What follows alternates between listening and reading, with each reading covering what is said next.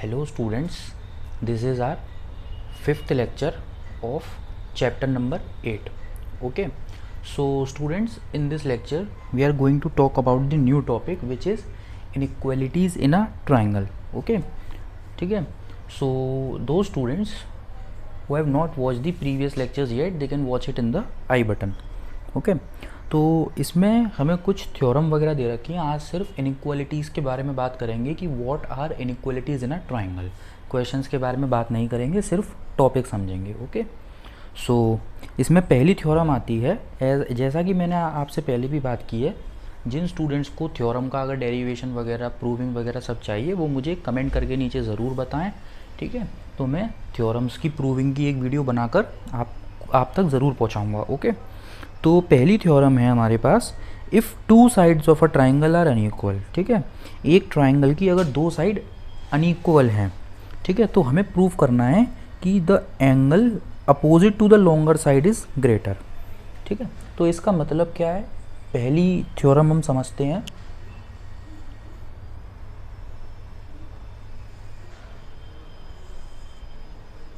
पहली थ्योरम समझते हैं.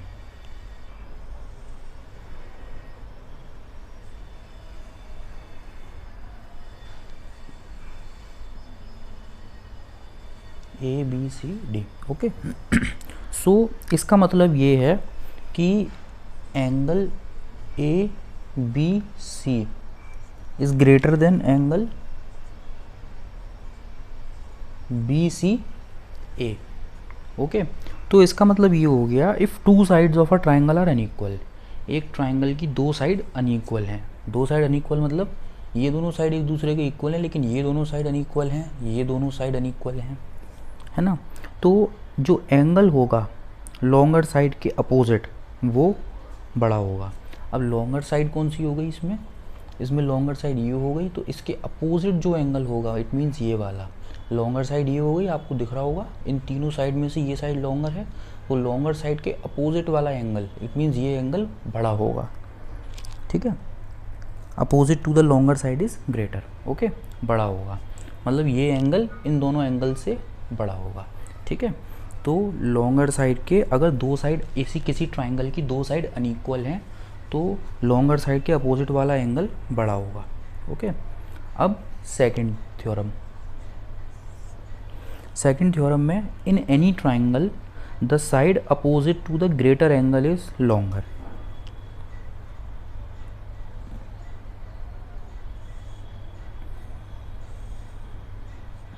ठीक है, the side opposite to the greater angle is longer. ठीक है, ग्रेटर एंगल कौन सा हो गया, इन तीनों में से ये एंगल बड़ा हो गया. ठीक है, ग्रेटर एंगल, जो साइड ग्रेटर एंगल के अपोजिट होगी, ग्रेटर एंगल के अपोजिट वो बड़ी होगी. ठीक है, in any triangle the side opposite to greater angle, मतलब किसी भी ट्राइंगल में सबसे बड़े एंगल के अपोजिट जो साइड होगी वो सबसे बड़ी होगी. ये हमारी थ्योरम कहती है.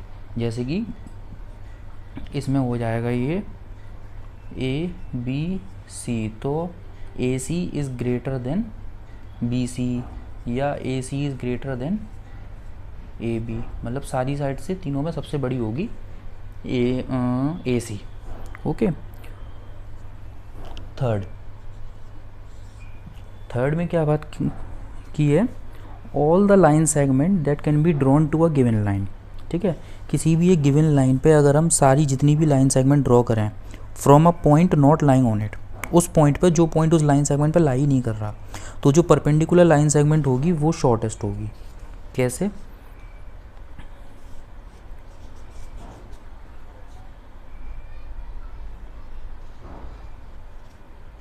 ओके, कंसिडर ये लाइन सेगमेंट है.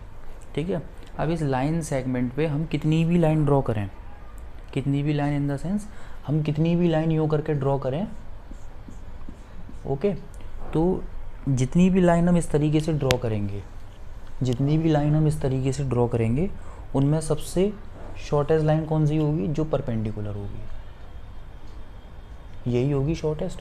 मैं यहाँ पर 1000 पॉइंट लगा देता हूँ. इन सारे पॉइंट से अगर आप परपेंडिकुलर भी ड्रॉ करेंगे, ठीक है, तो सारी perpendicular line all the line segment that can be drawn to a given line from a point not lying on it the perpendicular line segment. No, ये थ्योरम ये नहीं है, ये थ्योरम ये है कि एक ऐसा पॉइंट जो लाइन सेगमेंट पे लाई ही नहीं कर रहा है। इट मीन्स एक ऐसा पॉइंट, जैसे कि मैंने ये लाइन सेगमेंट ले ली, अब मैंने इस लाइन सेगमेंट के लिए मैं एक पॉइंट ले रहा हूँ, पॉइंट से इन द सेंस मैं एक ऐसा पॉइंट ले रहा हूँ जो इस पर लाई नहीं कर रहा, ये रहा, मैं एक पॉइंट ले लिया। अब इस पॉइंट से मैं जितनी भी लाइन इस लाइन पर ड्रॉ करूँगा, इट मीन्स जैसे कि ये ठीक है, तो ये जितनी भी लाइन मैंने इस पॉइंट से इस लाइन पे हॉरिजॉन्टल लाइन पे ड्रॉ करी, इन सारी लाइन में से सबसे शॉर्टेस्ट लाइन कौन सी होगी? जो लाइन ये परपेंडिकुलर होगी, मतलब ये वाली लाइन सबसे शॉर्टेस्ट होगी। ओके, तो ये वाली थ्योरम का मतलब ये है। ठीक है, अब फोर्थ थ्योरम की बात करते हैं।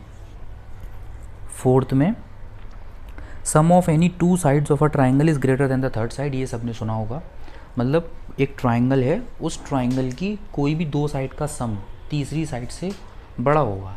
It means if we draw a triangle A B C, then sum of any two side is greater than the third side, any two side। Okay, ये फोर्थ थ्योरम। अब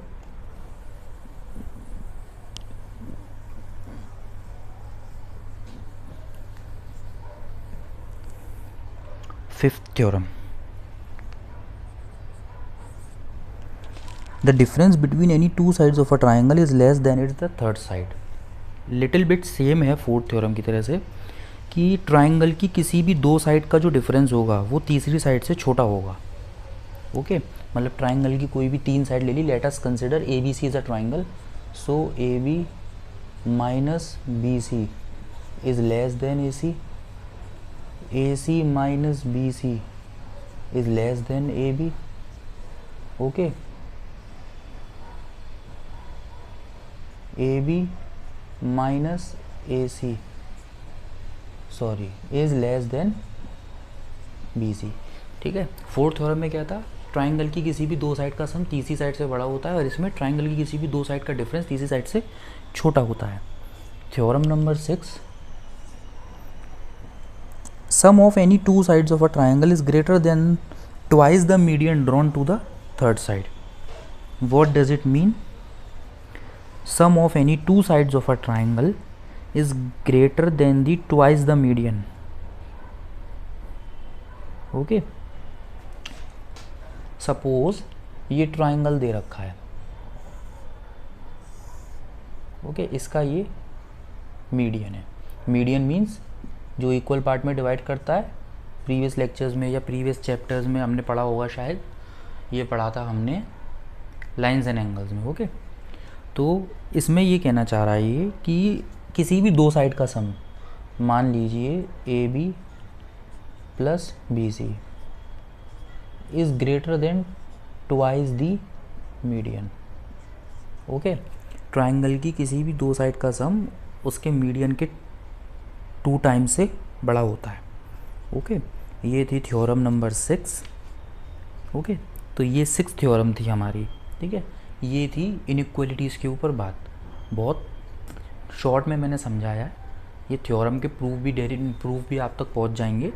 ठीक है, लेकिन as you know majority wins. ठीक है, कहीं को school में कराते हैं, कहीं नहीं कराते हैं। ठीक है, तो आप मुझे बता दीजिए, जैसा होगा मैं फिर आप तक पहुंचा दूंगा, मुझे कोई प्रॉब्लम नहीं है ना।